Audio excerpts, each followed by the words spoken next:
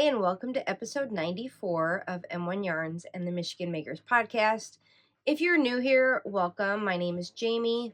I'm the yarn dyer behind M1 Yarns, and this is a podcast mostly about knitting, a little crochet, a little fiber spinning, a little yarn dyeing, a little crafty life, and whatnot.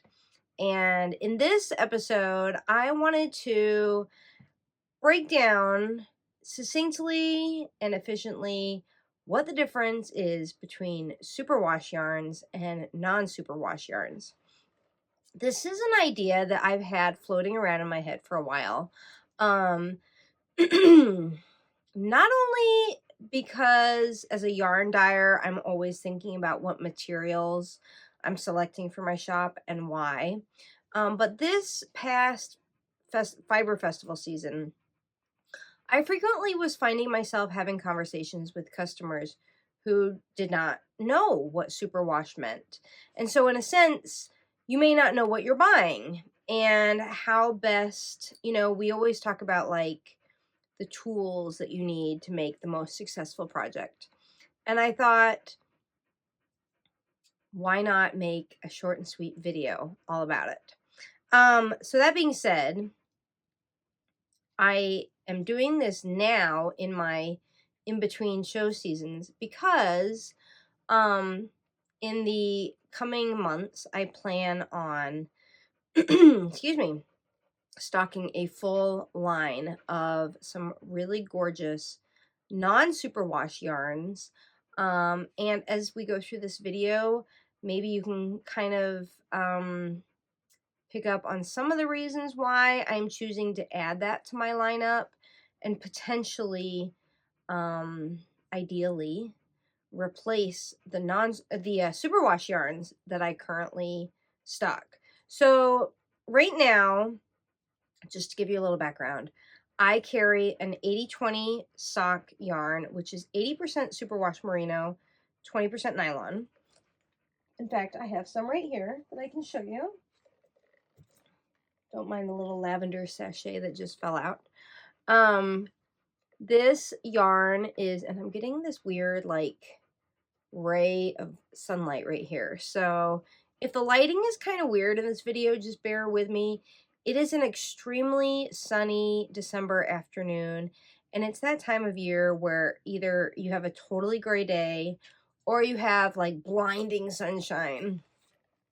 Anyway, this is my 80-20 sock yarn, and it's called that because it's great for knitting socks. The nylon will help to keep your heels and toes from wearing out.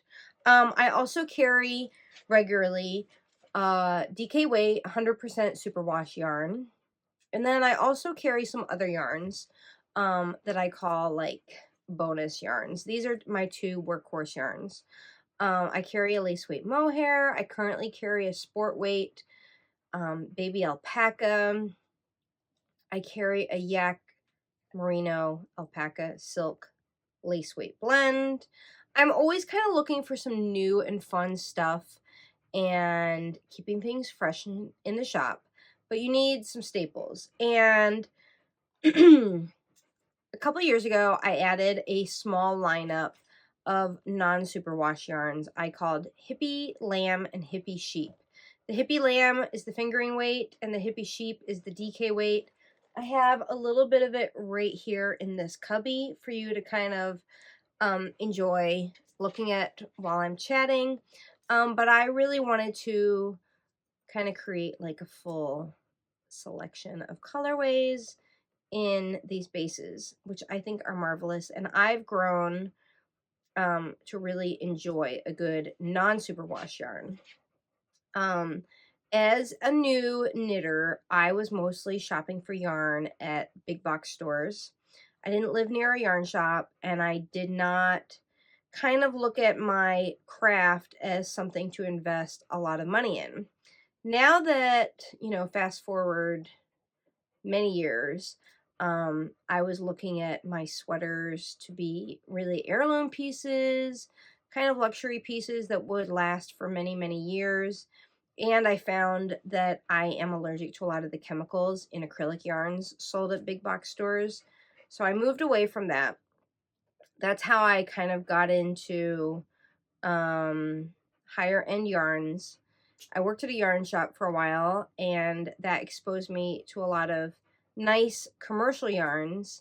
And then that led me to my passion for dyeing my own yarn. But like I said, to make a long story short, I have a lot of conversations with customers who just don't know what superwash means. So without further ado, let's dive in and let's see if I can help you maybe appreciate exactly what it is you're buying and why you're buying it. And I think having a project in mind is often the best way to go as far as making sure your money is being matched with a purpose of the investment.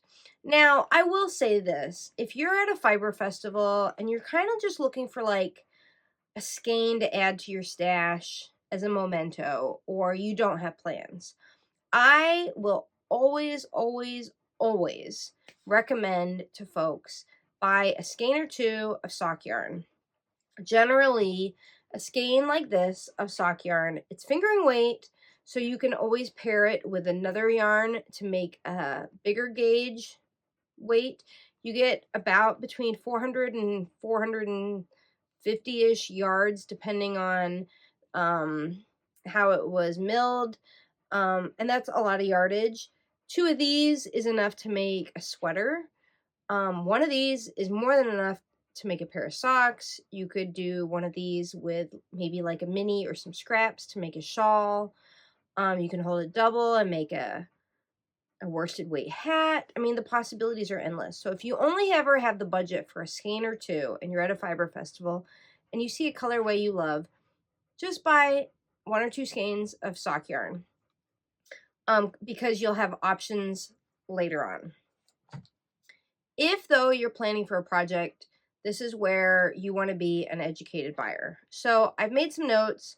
I'm going to be looking kind of down at my computer screen, so I make sure I hit all the information that I think you as a yarn shopper might want to know. So let's start with the very basics. Sheep wool is made from natural proteins from the keratin group. Keratin is what gives yarn flexibility, elasticity, and memory. And if you think of our hair, I just happened to get a haircut today and a nice little blowout. So you might see me fidgeting because these layers are all of a sudden a little bit shorter, and it's, kind of throws you off. Anyway, our hair, each strand has a complex physical structure of overlapping scales. If you ever look at one of those commercials, I think it's Pantene, and they put a strand of hair under a microscope and you can see like all the scales kind of coming off one main tube. That's the scales in our hair as well as in wool, which is sheep hair. Now, in Europe, you'll often hear the term wool used instead of yarn, and they're using that term to mean yarn. Now, for purposes of this video, I'm really going to focus on wool and no other animal fiber. Okay, so getting back to the hair structure of wool. If you think of so I have naturally wavy, bordering, curly hair, and without product, my hair will be a frizzy mess. And when it is frizzy, you can see a lot more of like that wild, scaly structure of my hair. Right now, it's got product in it. It's blown, through a heat process to be straight and smooth. And so you're not seeing a lot of that frizz, although you can see a little bit up here. You can also see my graying hair. That's a whole other video, and we're not here to talk about my hair. So this is a skein of non-superwash yarn. Now you can kind of see right there. Oh, now the lighting is really helping for that fuzz factor. You can kind of see that that's semi-illustrating how the hair is kind of, what's the word? I can't think of the word. Anyway, you get it, that it's kind of all over the place. So if you ran into a knitting pattern that called for felting, let's say you knit a sock oversized and then you're going to felt it down so it's a thick, dense, non-airy fabric. You have to use non-superwash yarn.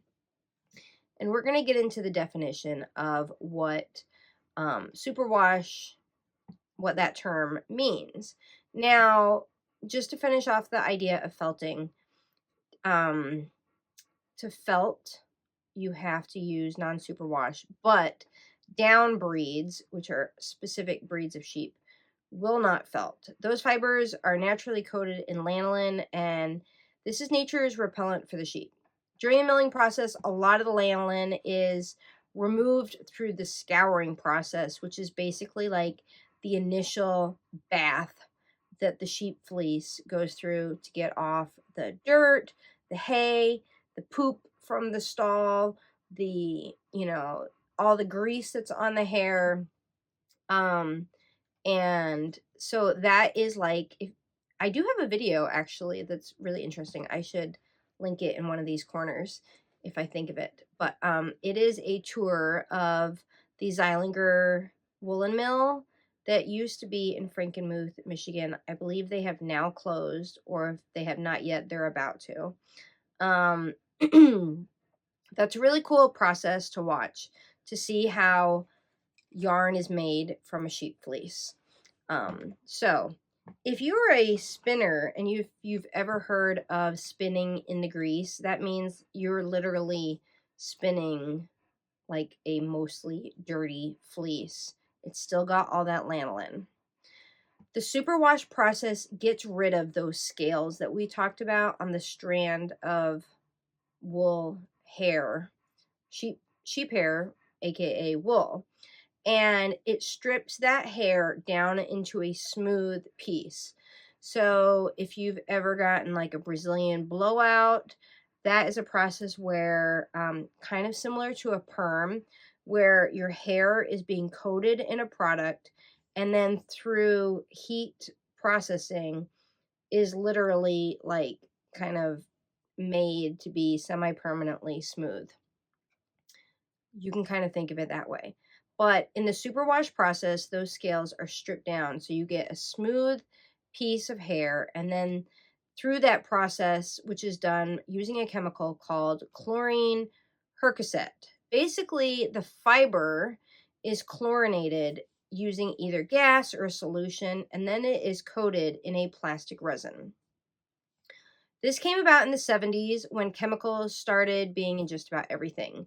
Cookware, polyester jogging suits, our food, and the idea of this plastic being in our yarn nowadays, whereas pre-1970, let's say, give or take, is based on a theory that if you have superwash yarn, like, sorry, I almost knocked over something, like this skein of sock yarn, that once you've knit your socks and you give it to the recipient, they can put these socks in the washing machine. I have tried it once. I put it on cold, on gentle, and they came out felted. So the superwash did not do what all these chemical companies have promoted it to mean. It was not machine washable positive results. It was a disaster, and that was the end of that pair of socks. Now that's not to say that if you put your garment in the wash that it won't come out okay, but I put in hours and hours and hours into my knitted projects.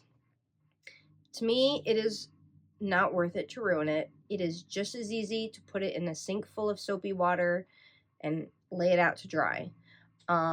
So to me, it's like they're trying to appeal, let's say, to the modern working woman, which is probably how they thought of it back in the 70s.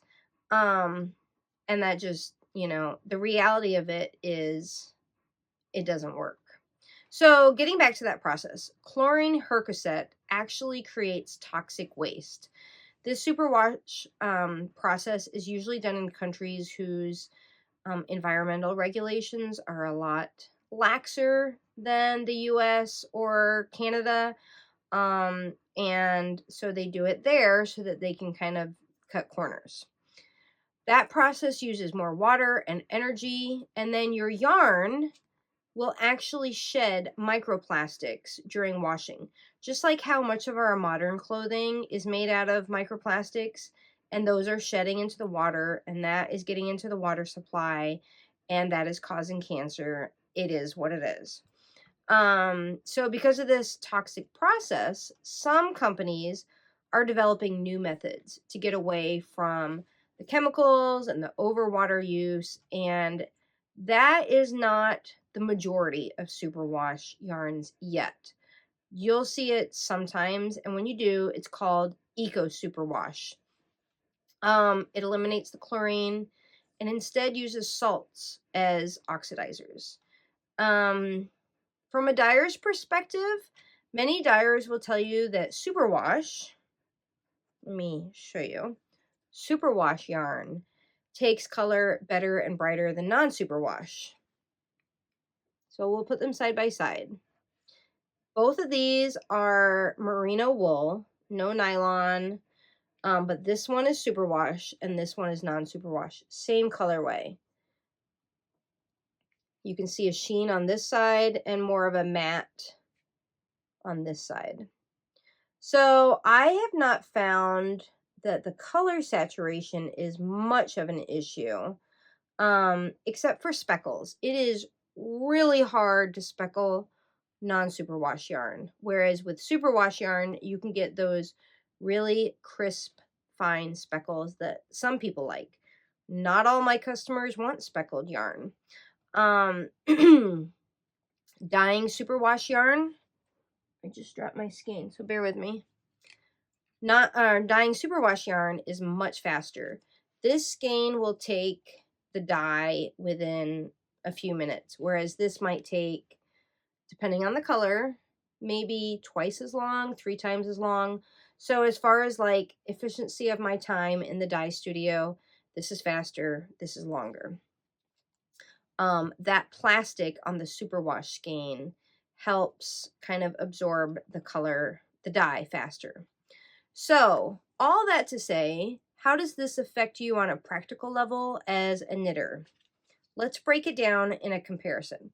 Superwash yarn.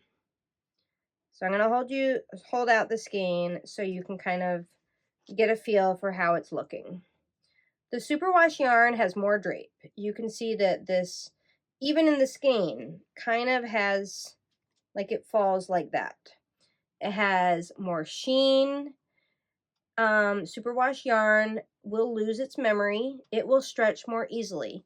If you knit a sweater like this one, which is made using superwash yarn, this one happens to be superwash held with mohair. I'll give you a little up close look at it. If you ever do a gauge swatch, you will find that your swatch or project grows. That is because of that plastic.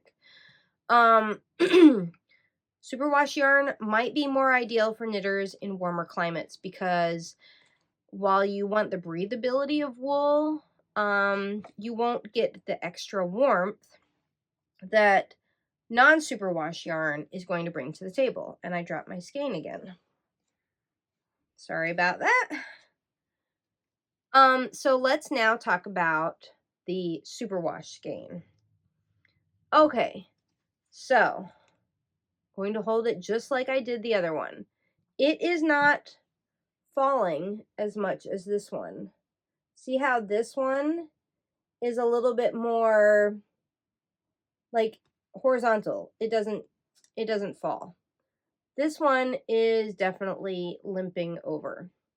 Okay, so the superwash we know has, the non-superwash, it has more memory. That's how it's staying put in this shape. It is great for cables because each strand has more bounce. It is more matte, obviously, than the sheen of superwash. Non-superwash is going to be ideal for garments that you want to really keep you cozy, like a hat, maybe a cowl that you're going to wear on a cold winter day. Um, Maybe for a cardigan that you plan on wearing like as your outer layer. So when knitting a stitch, superwash, that stitch is going to be wider and longer than non-superwash. Non-superwash stitches tend to remain, if these are stitches, closer together, creating a warmer garment. So they're literally like kind of keeping the warmth in. If you think of a fisherman's sweater, where back in the day, before everybody had, modern raincoats, fishermen wore sweaters as their outermost layer, and the cables on that sweater worked to keep the warmth in, the water out, and the lanolin in the non-superwash yarn created a waterproofing or water resistant kind of effect. Non-superwash will repel water more, while superwash will absorb water faster. So if you ever make swatches of each, you will see it takes longer for this to soak up the water in the sink or the bucket or whatever you're using. A non-superwash wet sweater will allow you, non-superwash, will allow you to stay warmer. Even when it's wet, it will still retain that warmth factor. So if you're thinking about the yarn that you're buying, as far as like, what am I going to make with this? That will factor in. If you're making cables, this is going to make your cables look better, pop. They're going to be bouncier, juicier.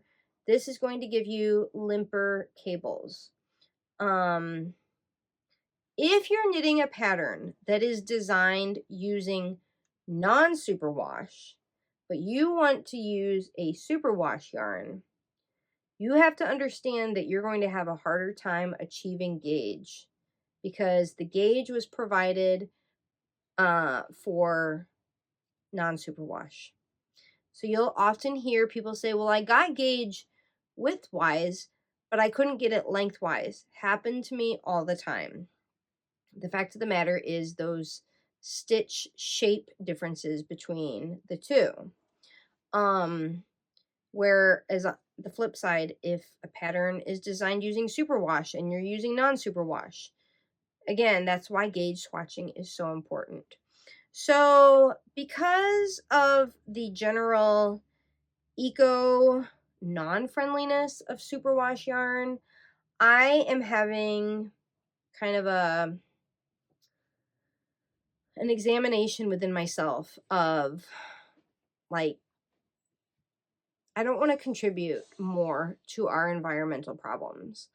Ideally, I would like to move away from dyeing superwash yarns as much as possible. I would like my customers to be educated about the fact that there are beautifully next to skin, soft, non-superwash yarns that don't cost you any more to buy as a consumer or a yarn dyer, and are going to give you a much better for your project and better for the environment product.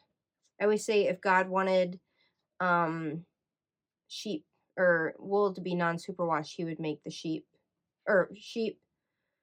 I'm already butchering it. Sheep aren't superwash, so why should your wool be, is basically what I'm getting at. So I know a lot of people are thinking, well, I buy superwash yarn so that the baby blanket I knit can be tossed in the washing machine. Which, maybe that's true, but you wouldn't want it to be ruined in case things go awry, like those socks that I have. So, that's kind of it in a short and sweet. It's probably more than I really had organized to talk about today, but that is that. if you have any questions, I totally welcome your comments below or send me an email. You can find all the places I'm linked online below: my Ravelry, my Instagram, Facebook, my website, even my Patreon. And if I see you at an upcoming fiber festival, I look forward to chatting with you about finding the right yarn for your next favorite project. For those who are probably going to come in the comment section and ask what I'm wearing, that's a good question. What is this called? I will put it on the screen because I can't think of the pattern. You actually saw me stand up earlier and you were probably like, why is that sweater so oversized? I knit this for my husband a few years ago, and then now I wear it kind of like oversized boyfriend sweatshirt style. And this is a nice gender neutral pattern that I actually would knit again. And I really wish I could think of the name of the pattern. But anyway, I will put it on the screen. That is all I have for you this week. Thanks for joining me for another fun episode. And until next time, happy knitting. Bye.